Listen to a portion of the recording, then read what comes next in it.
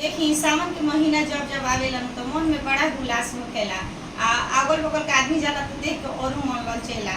तो कैसे आदमी सावन के महीना में देवघर जाला तो जाता आदमी आ कैसे शिव जी के देख के का आई बाकी कैसन कैसन हो जाता। बड़ा सुंदर गीत बात सुन के हमारा चैनल के लाइक सब्सक्राइब शेयर जरूर करब। कमेंट में हर हर महादेव जरूर लिखब। जब जब आवेला सावनवा सावनवा